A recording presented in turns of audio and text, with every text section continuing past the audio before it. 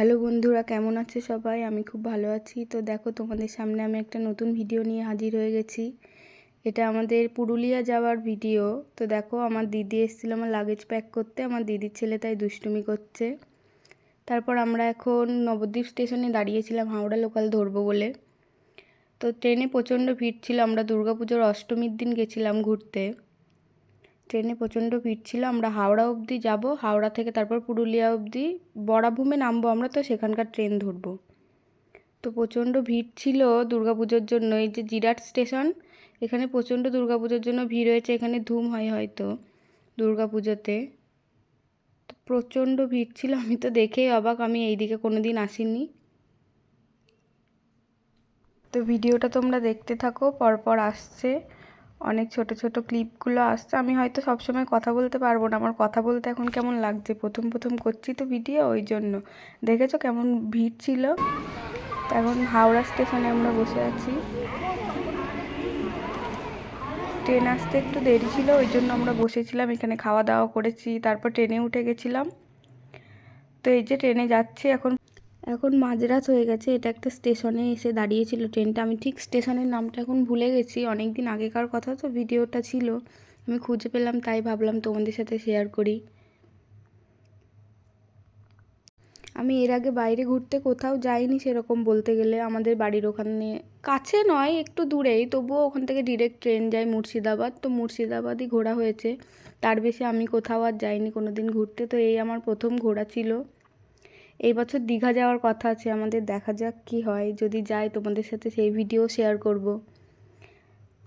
এখন প্রায় ভোর হয়ে এসছে। তো দেখো চারিদিকটা একটু পরিষ্কার পরিষ্কার হয়েছে, পুরোপুরি এখনো সকাল হয়নি, ভোর ভোর হয়ে এসছে। তো মাঠঘাট দেখতে ভালোই লাগছে।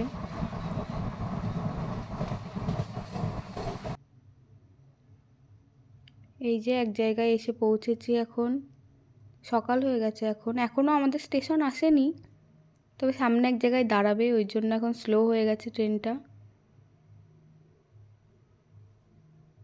ভালোই লাগছে চারিদিকের পরিবেশ দেখতে। যদিও আমি গ্রামেরই মেয়ে, গ্রাম্য পরিবেশ আমার চেনা, কিন্তু তবুও এই দিকের এলাকায় তো কোনো দিন আসিনি, তার জন্য ভালোই লাগছে দেখতে। মাঝে মাঝে এখনও পাহাড় দেখা যাচ্ছে না, তবে ছোট ছোট মাঝে মাঝে টিলার মতো দেখা যাচ্ছে। সামনে হয়তো দেখতে পাবো। পুরুলিয়া মানেই তো পাহাড়, সবাই জানো তো।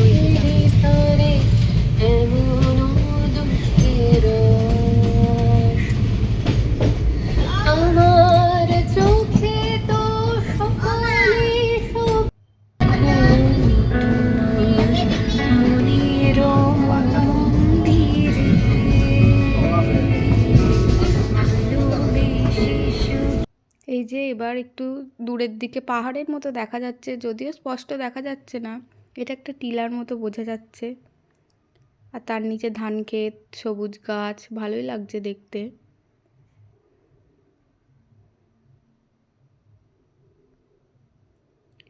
এই যে এবার একটা বড় পাহাড় দেখতে পেয়েছি অনেক পরে। হোটেল যাওয়ার পথে দেখছি, যদিও আমাদের ট্যুর এখনও শুরু হয়নি। আমরা হোটেলে যাব, রেস্ট নেব, তারপর বেরোবো। তোমাদের সাথে রোজই একটা একটা করে ভিডিও শেয়ার করব। আমরা 3-4 দিন ছিলাম, তো প্রথম, দ্বিতীয়, তৃতীয় 3 দিনেরই ভিডিও তোমাদের সাথে শেয়ার করব। কোথায় কোথায় ঘুরতে গেছিলাম, কি কি দেখেছি, এখানে কি কি দেখার জায়গা আছে, যাতে তোমরা আসলে তোমরাও যেতে পারো, কোনো খোঁজ খবর পেতে পারো সেই সব। আর আমরা বাঘমুন্ডিতে স্টে করেছিলাম একটা হোটেলে। আমার এখানে সবই ঠিক ছিল, শুধু খাবার দাবারেই প্রবলেম হয়েছিল। বাইরে কোথাও তো যাইনি কোনো দিন ঘুরতে, ওই জন্য বাইরের খাবার দাবার আমার সেরকম ঠিক একটা স্যুট করে না, তো খাবার দাবারে খুব অসুবিধা হয়েছিল। তাছাড়া সবই ঠিক ছিল।